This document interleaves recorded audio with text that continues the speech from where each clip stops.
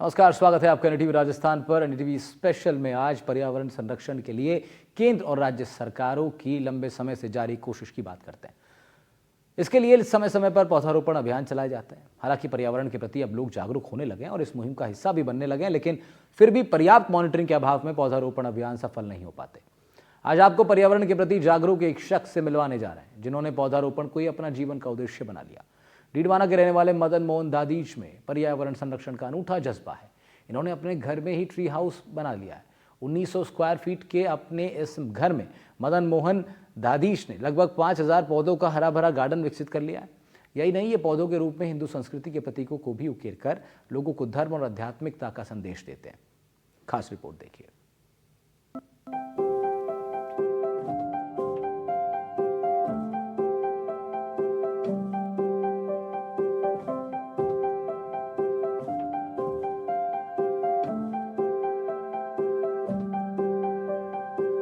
आपने अलग अलग तरह के फूलों और हरे भरे पौधों से सजे खूबसूरत बाग बगीचे खूब देखे होंगे।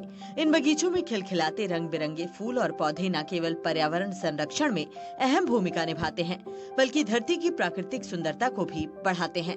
लेकिन इन तस्वीरों में आपको जो पौधे और फूल नजर आ रहे हैं, उनका प्लांटेशन किसी गार्डन में नहीं बल्कि एक मकान में किया गया है। मात्र 1900 स्क्वायर फीट के इस मकान में मदन मोहन दाधीच ने अपनी कड़ी मेहनत से 5200 पौधे लगाने का कमाल कर दिखाया है।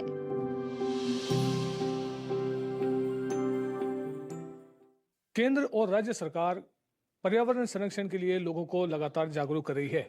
इसके लिए विभिन्न स्तरों पर कई बार अभियान भी चलाए जा चुके हैं। हाल ही में राजस्थान के मुख्यमंत्री भजनलाल शर्मा ने एक पौधा मां के नाम अभियान की शुरुआत की है।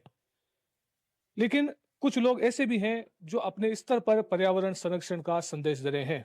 उन्हीं में से एक है डीडवाना के मदन मोहन दादीच जी, जिन्होंने अपने छोटे से मकान में यानी केवल मात्र 1900 स्क्वायर फीट के मकान में एक प्लांटेशन कर दिया, जिसमें लगभग 5200 पौधे हैं। आप देख सकते हैं, ये वो मकान है जहां ये प्लांटेशन हो रखा है और पूरा मकान जो है वो पौधों से हरा भरा नजर आता है। इन पौधों में कई ऐसे पौधे हैं जो दुर्लभ किस्म के हैं और विभिन्न प्रजातियों के हैं। इसके अलावा इन्होंने अपने ही घर में जो है वो सब्जियां भी उगा रखी है और उन्हीं का संरक्षण करते हुए ये उन्हीं को काम में लेते हैं। तो कैसा है इनका प्लांटेशन और किस तरह से ये पौधों का संरक्षण करते हैं, यही बात जानने के लिए आज हम पहुंचे हैं इनके मकान पर। आइए देखते हैं किस तरह से उन्होंने प्लांटेशन किया है और कैसा है उनका ये गार्डन। तस्वीरों में आपको जो मकान नजर आ रहा है वो डीडवाना के पाढ़ाई माता मंदिर के पास रहने वाले सुंदरलाल बहड़ और मदन मोहन दाधीच का मकान है। इस मकान को क्षेत्र के लोग ट्री हाउस के नाम से जानते हैं, क्योंकि पूरे मकान में जहां भी आपकी नजर जाएगी, चाहे वो गलियारा हो, बालकनी हो, बरामदा हो या फिर छत, आपको हर जगह केवल पौधे ही पौधे नजर आएंगे। मदन दाधीच पिछले 25 सालों से लगातार पौधारोपण कर रहे हैं और अपने इस ट्री हाउस में उन्होंने अलग अलग तरह के पौधे, फूल और बेलें लगाई हैं। साथ ही ये घर में सब्जियां भी उगाते हैं।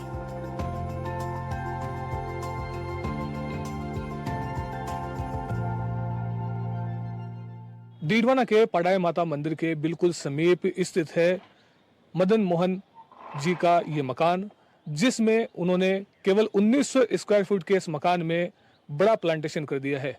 चारों ओर आप जहां भी नजर दौड़ाएंगे आप देख सकते हैं यहाँ पौधे ही पौधे आपको नजर आएंगे और ये पौधे विभिन्न किस्मों के हैं और साथ ही उनमें कई सब्जियां भी हैं जो आमतौर पर बाजारों में, सब्जी मंडियों में पाई जाती है।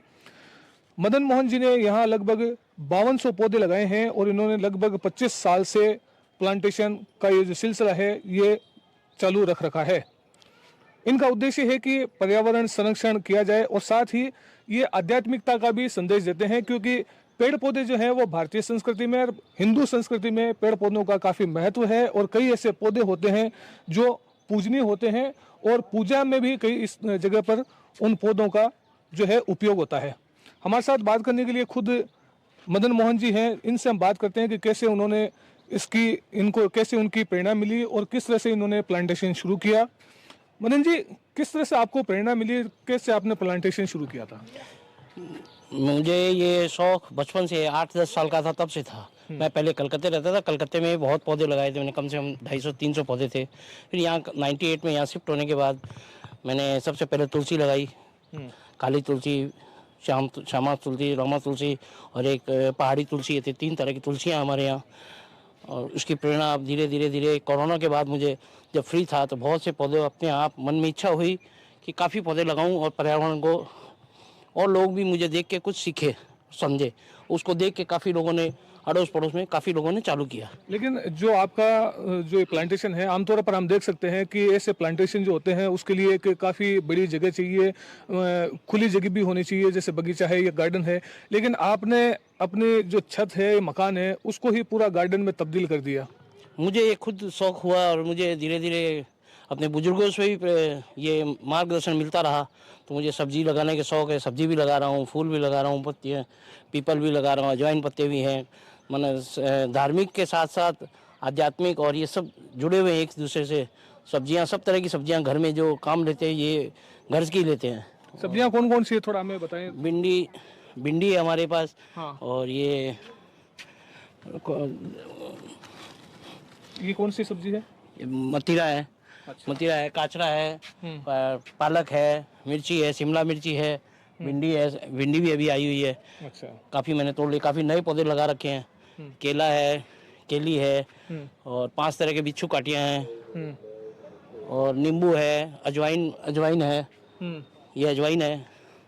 सर, इनका जो आप सब्जियां इस पर घर पे ही जो उगा रहे हैं, इनको क्या आप खाने में यही काम में लेते हैं या बाजार से भी लाते हैं? मैं बाजार से, जो हमारे यहाँ नहीं हो रही है वो बाजार से लाते हैं, बाकी ज़्यादा करके यही जो होती है वही काम में लेते हैं।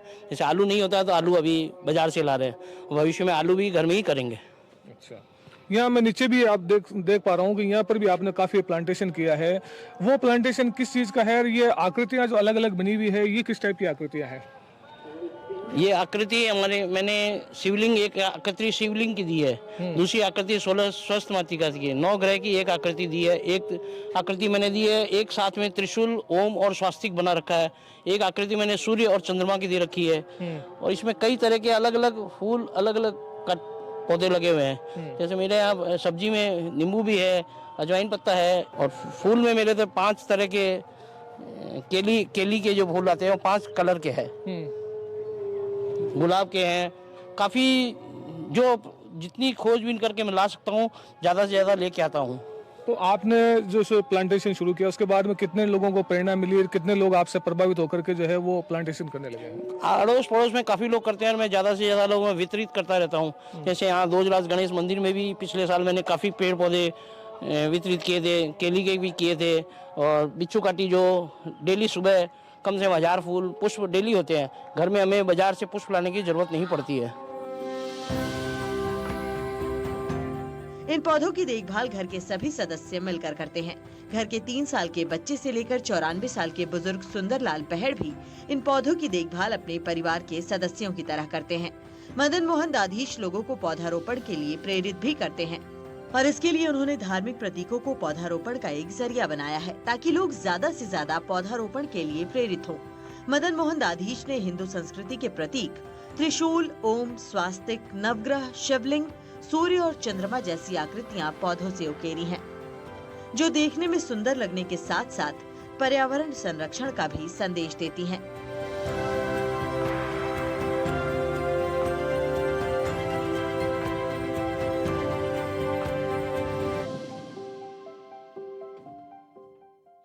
मदन मोहन जी ने अपने प्लांटेशन में हिंदू धर्म के जो प्रतीक हैं उनकी आकृतियां भी पौधों के रूप में उकेरी है। इनका क्या महत्व है और क्यों इन्होंने उकेरी, इनका आइडिया कैसे आया, इनसे हम बात करते हैं। मदन मोहन जी, ये जो आकृति है अभी नजर आ रही है, ये आकृति किस चीज की है? ये आकृति शिवलिंग, हमारे हिंदू धर्म शिवलिंग की आकृति बनाई है मैंने। कोशिश पूरी की है कि शिवलिंग आपको आराम से देख पाएंगे धीरे धीरे। और सारे फूल है, बिच्छू काटी है, इसमें 8 तरह के पौधे लगे हुए हैं और बीच में ये केली है जो 3-4 कलर में है, एक कलर नहीं है, इसमें 4 फूल, 4 तरह की केली उत्पन्न होती है।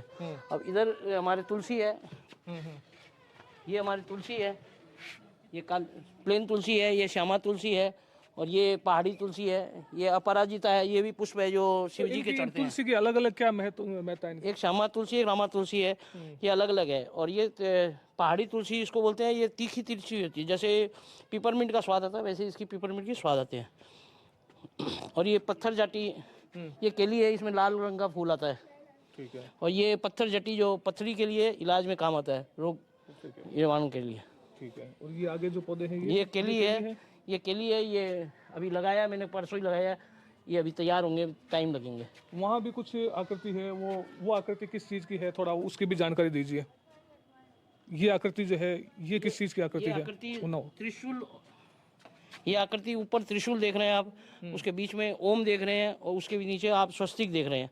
एक ही में 3 आकृति बनाई है मैंने एक साथ में। और इधर है 16 मातृका, और उधर है 9 ग्रह का पौधा, उधर सूर्य है और उधर चंद्रमा बना रखा है मैंने। अच्छा, सूर्य चंद्रमा की आकृति भी बनाई? हाँ, वो आकृति बनी है सूर्य और चंद्रमा की वहाँ पे। अच्छा, ठीक है। हमारे साथ सुंदरलाल जी बहर भी हैं, जो मदन मोहन जी के पिता हैं। हम इनसे भी बात करते हैं कि इन जो आकृतियाँ इन्होंने बनाई है, इनका हिंदू धर्म के अंदर क्या महत्व है और इनके बनाने के पीछे क्या उद्देश्य है। इनको ताऊजी के नाम से जाना जाता है, डीडवाना में लोग इनको ताऊजी कहते हैं, क्योंकि इनकी उम्र जो है वो 94 साल हो चुकी है, इसलिए हम भी इनको ताऊजी ही कहेंगे। ताऊजी, इसका क्या महत्व है, क्या इनका जो आकृतियाँ बनाई है मदन मोहन जी ने, क्या इनका आध्यात्मिक महत्व है? बात यह है कि यहाँ पर पानी का शॉर्टेज है। यहाँ पर टीले जो है ना, वो पानी उतना नहीं आता है, इनके लिए पानी चाहिए। अब हमें तो यहाँ टैंकर मंगाना पड़ता है, और वहाँ हमारा क्या, हमने बोरिंग करा लिया तो ज़मीन से आता है पानी, पूरे गांव को सप्लाई देते हैं, तो यहाँ पूरा पानी लगता है ना, तो यहाँ उतना रूप आ नहीं रहा है। हम लोग बहुत प्रयास कर रहे हैं, लेकिन वो पानी शॉर्टेज, 5 रोज से पानी आता है यहाँ पर, तो क्या आदमी पेड़ों को देगा। मैं तो इसको ग्रस्त मानता हूँ। ये पेड़ पौधे जो हैं, ये हमारे पारिवारिक संबंध है, समझे ना। ये बाल बच्चे जो है, मैं इसको बाल बच्चा ही कहता हूँ। मेरा उच्चारण यही है कि ये भी अपना एक परिवार है। हजारों आदमियों को मैं खाना खिलाता हूँ ना, उसी तरह से इनको मैं पानी देता हूँ, या इनकी सेवा करता हूँ, या मेरा बच्चा करता है, मेरा परिवार करता है। इसका मतलब परिवार कुटुंब का सेवा हो रहा है। तो आप देख सकते हैं, ताऊ जी ने एक बहुत बड़ी बात की, जो हमारे राजस्थान के मुख्यमंत्री भजनलाल जी शर्मा ने एक नारा दिया था कि एक पौधा माँ के नाम। तो इन्होंने भी लगभग उसी तरह की बात की। इन्होंने कहा कि पौधों को, पेड़ को हम जो है परिवार का सदस्य मानते हैं, और सदस्य मान कर के ही जो है उसका जो संरक्षण करते हैं। ये परिवार जो है पूरा किस तरह से काम करता है, पौधों का किस तरह से संरक्षण करता है, ये भी हम जानेंगे। कि मदन जी, थोड़ा ये बताइए कि पौधों का जो संरक्षण है आप किस तरह से करते हैं, जो क्योंकि कई तरह की दुश्वारियां भी आती है पौधों का संरक्षण करने में। पौधों में हम ज़्यादा करके खाद देते हैं, फिर इसमें गोबर देते हैं, उसके बाद ये छाछ देते हैं, गुड़ मिला के छाछ देते हैं। इससे कई रोग नहीं आते, कीड़े मकोड़े नहीं होते हैं, सारे पौधे अच्छे रहते हैं। अजवाइन पत्ते में भी यही सब, सारे पौधों में मैं ज़्यादा करके आपके छाछ देता हूँ। छाछ से कभी भी पौधे में खराबी नहीं होती है। आप अभी जो देख रहे हैं, हरा भरा, सारे छाछ और गुड़ की देन है। अच्छा, परिवार के लोग जो हैं, कितने लोग हैं, क्या वो भी इस प्लांटेशन में आपके सहयोग करते हैं? हमारे परिवार में हम लोग 7-8 लोग हैं, और जिसको जो सेवा करनी होती है, कोई सुबह पानी देता है, कोई शाम को देता है, कोई खुदाई करता है, कोई फूल तोड़ते हैं, कोई फूल चढ़ाते भी हैं। हमारे पिताजी है 94 साल के, वो भी देख रेख करते रहते हैं शाम को, वो उनका समय भी पास होता रहता है। और मैं यहाँ पे ऑक्सीजन के हिसाब से स्नैक प्लांट भी लगा चुका हूँ। मीठा नीम भी है, हरा नीम भी है, और अजवाइन पत्ता है, जिसे सांस की बीमारी में अजवाइन पत्ते काम आते हैं। पथरी जट्टा भी लगा रखा है, पथरी जट्टे से भी काफ़ी फायदे होते हैं। अपराजिता के फूल, जैसे अभी अपराजिता के फूल काफ़ी आ रखे हैं, इस समय अपराजिता काफ़ी चलती रहती है। ये फूल शिव जी के चढ़ते हैं। ठीक है, तो आप देख सकते हैं किस तरह से मदन मोहन जी ने पूरा प्लांटेशन कर रखा है। ना केवल इनका उद्देश्य जो है वो पर्यावरण संरक्षण है, बल्कि ये आध्यात्मिकता का भी संदेश दे रहे हैं, क्योंकि हिंदू धर्म के मान्यता के अनुसार कई ऐसे पौधे हैं जिनका जो धार्मिक महत्व है वो काफ़ी ज़्यादा है, और इसलिए इन्होंने आकृतियाँ भी बनाई है, चाहे वो शिवलिंग की हो, चाहे त्रिशूल की हो, ओम की हो, स्वास्तिक की हो, या चंद्रमा की हो, या सूर्य की हो, या नवग्रह की हो। कुल मिलाकर के इन्होंने पर्यावरण संरक्षण के साथ ही जो है आध्यात्मिकता का भी संदेश दिया है।